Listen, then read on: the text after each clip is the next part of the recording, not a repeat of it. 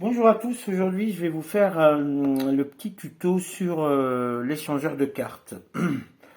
Je sais que certains n'ont pas la possibilité ou ne sont pas assez entraînés pour... il y a plusieurs façons de faire des manipulations pour changer une carte. Par exemple, si ici on a un 4 de trèfle, on peut le changer en soufflant juste dessus pour le rendre en valet de trèfle. Et cette façon de faire, il y a des gimmicks qui sont tout simples pour pouvoir les faire. Bien. Alors donc moi dernièrement j'ai visionné une vidéo dans un site de Facebook de Magic Ring de Monsieur Dominique, notre ami, grand ami Dominique, un passionné, un magicien passionné, moi je l'appelle, le magicien passionné. Bien, qui nous a montré son prototype d'un échangeur de cartes. En fait, c'est tout simple. En fait, moi, je l'ai reconstruit à ma manière, une autre façon. Mais celui-là, il est un peu gros avec du carton de calendrier. Donc, il y a une petite facette ici, on va dire une petite facette ici avec un petit trou ici. Et l'autre, une autre facette ici avec un petit trou. Et une cloison centrale. Et entre les deux, il y a un petit espace ici, l'espace qui va permettre pour loger les cartes. Alors, le mécanisme, il est simple. En fait, moi, ce que j'ai fait un trou qui traverse toute l'épaisseur de ce gimmick-là. Et j'ai tout simplement fixé un fil de pêche en nylon, ici et ici, de telle façon, à une longueur, certaine longueur, quand je rentre une carte ici, vous voyez, le fil, en fait, qu'est-ce qu'il fait?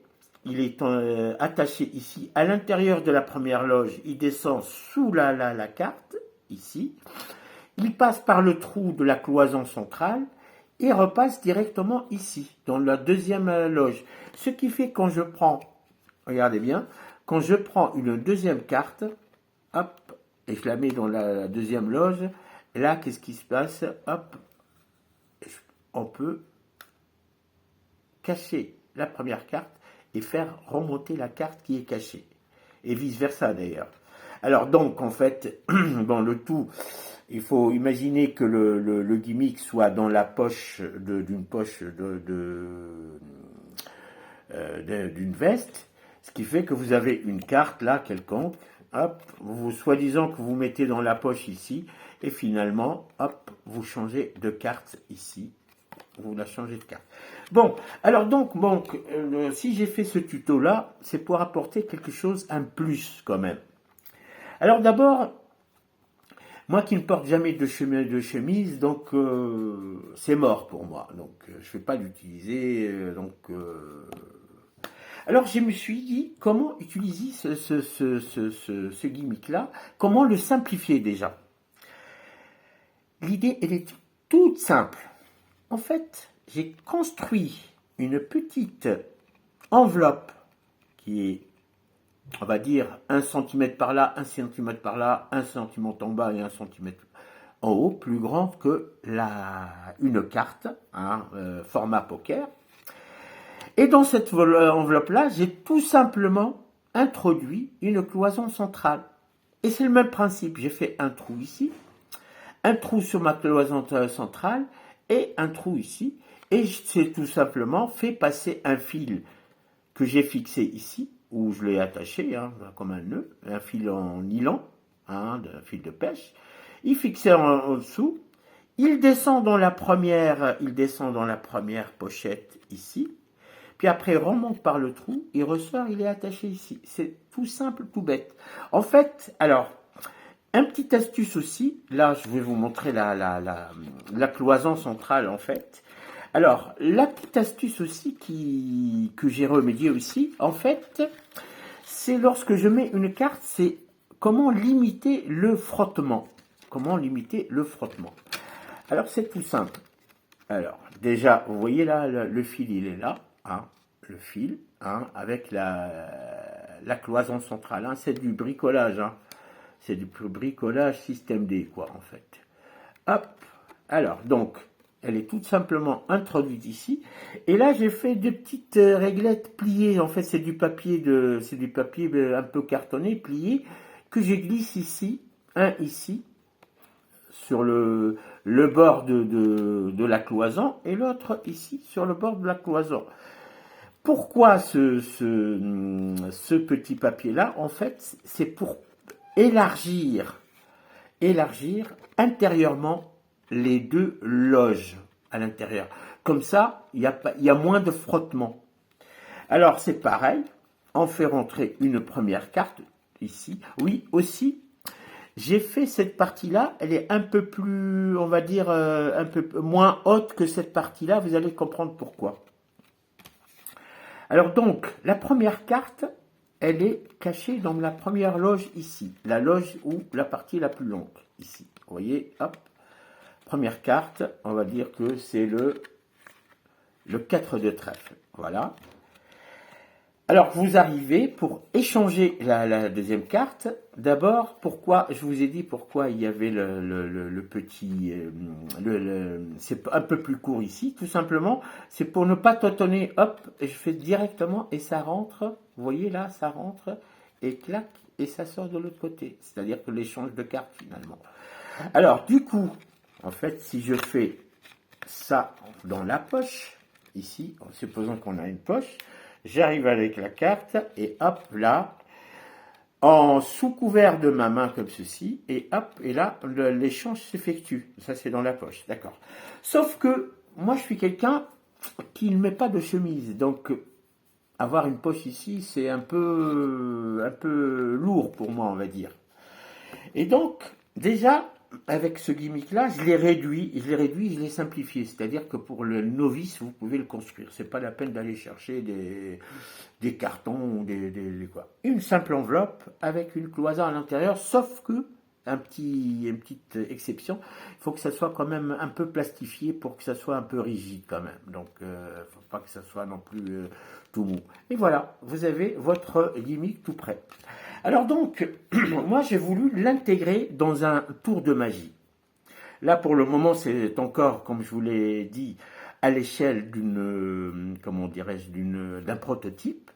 Ce qui fait que là, j'ai voulu l'intégrer dans un tour, qu'on va dire, de prédiction. C'est tout simple. Là, j'ai une prédiction. L'idée, je vais vous dire l'idée. Et puis après, je vais vous expliquer le mécanisme à faire. Bon. Donc là, une prédiction ici. Donc j'ai un carton d'une prédiction. Donc prédiction. Alors imaginez que ce soit une carte tarot ici. Et là, vous avez la prédiction d'une carte. Bien. Je demande à un spectateur, clac, clac, clac, après mélange et tout ça, hop, de choisir n'importe quelle carte. Hop, il choisit par exemple cette carte-là. Le magicien ne la voit pas, cette carte-là. On est d'accord? Et puis on demande au spectateur de mettre carrément sa carte dans le jeu et de mélanger. Alors, l'idée, donc, en fait, de faire comment dirais-je, l'erreur injuste. On va lui demander de prendre n'importe quelle carte.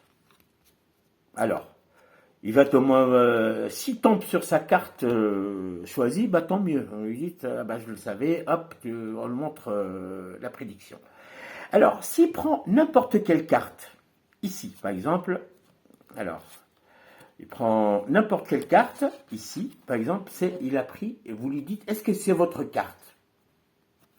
Ici, la dame de pique, je sais pas, il a pris le 10 de cœur, donc ça, c'est pas sa carte. Alors donc, ici, vous lui dites, ça tombe bien, vous voyez, ça tombe bien, là, dans la prédiction ici, j'ai prédit une carte ici, et hop, et c'est le 10 de cœur. Et donc, le magicien, il a raison, mais vous aussi, vous avez raison, parce que vous avez aussi le 10 de cœur. Alors, vous en doutez bien, là, en fait, j'ai intégré l'échangeur de cartes ici, dans la pancarte à prédiction. Vous voyez, en fait, ce que j'ai mis à l'intérieur ici, il y a une petite encoche, on va dire, où j'ai introduit le petit gimmick, je l'ai fixé, et puis j'ai mis une carte devant et une carte derrière. Alors donc là, la pancarte, elle peut être n'importe quoi, une prédiction écrite à la main, ou là, je vais imprimer, moi, une carte, différents modèles de cartes, comme ça, je pourrais, à la limite, changer. Et donc, voilà l'idée. Donc, en fait, au lieu d'utiliser la poche, donc j'ai utilisé ce carton-là pour échanger une carte. Alors donc, je vais expliquer quand même, avant de finir, vous vous en doutez, donc pour le jeu, il me faut un duplicata d'une carte à forcer. En l'occurrence, ici, j'avais le 10 de cœur. Bon. Un 10 de cœur que vous mettez dans le jeu, d'accord? Un 10 de cœur que vous mettez dans le jeu. Et un 10 de cœur que vous allez mettre ici dans le gimmick, dans la petite logette. Alors, en fait, là, on était comme ça. Et le gimmick, il est tout près ici, dans la première logette ici. Vous voyez, hop, là. Et donc, vous faites forcer la carte, clac, clac, clac. Donc, moi, j'aime bien ce forçage-là. Je dis au spectateur, prenez n'importe quelle carte, puis pouf. Et là, il prend la carte que je veux. Alors donc, on lui demande de mélanger le jeu. Évidemment, on lui demande de prendre n'importe quelle carte. Et là, il prend cette carte-là. Alors, regardez la technique. C'est là où je veux en venir. Donc, par là, il y a la prédiction. Et de l'autre côté, il y a la carte qui n'est pas la carte choisie. Regardez bien. Dans un geste de retourner la carte, donc, vous rappelez bien la carte, le duplicata de la carte que j'ai forcé, il est dans la logette devant. Là, j'ai une petite encoche ici. Je rends tout simplement ici la carte ici. Hop. Le spectateur, il pense qu'elle est au milieu. Je pousse. Je vais vous le montrer de ce côté-là. Je pousse comme ceci. Vous voyez, je pousse. L'autre carte, duplicata, ressort. Et dans un geste de retourner la carte, je reprends avec le pouce ici. Et paf. Et là, pour les spectateurs, je n'ai pas lâché cette carte-là. Et en fait, l'autre main, elle a contribué à faire rentrer la carte ici. Donc, je le refais une petite dernière fois. Hop. Là, c'est comme ça. Donc, hop. Donc, là, j'arrive avec cette carte-là. Et là, donc, alors, je la rentre comme ceci. Et dans un geste de retourner la pancarte pour dévoiler justement la prédiction. Et pour les spectateurs, cette carte-là n'a pas bougé. Et hop, je dévoile la prédiction. Et en même temps, ma main, elle ferme ici. Elle ferme la petite fente. Et même si la carte déborde un petit peu, hop, on a les doigts qui cachent. Hein. Et hop, donc, ce qui est bien, on dit, ah, le magicien, contrairement à vous, le magicien, il a trouvé la carte. Mais vous faites comme ça, et vous retournez le tout, et vous dévoilez la carte ici. Ce geste-là va permettre en même temps de montrer que par ici non plus il n'y a rien, et comme ça vous tournez et hop, et votre tour est joué. Et voilà, je vous dis à bientôt et merci pour le suivi de cette vidéo. Je vous dis bye bye, ciao.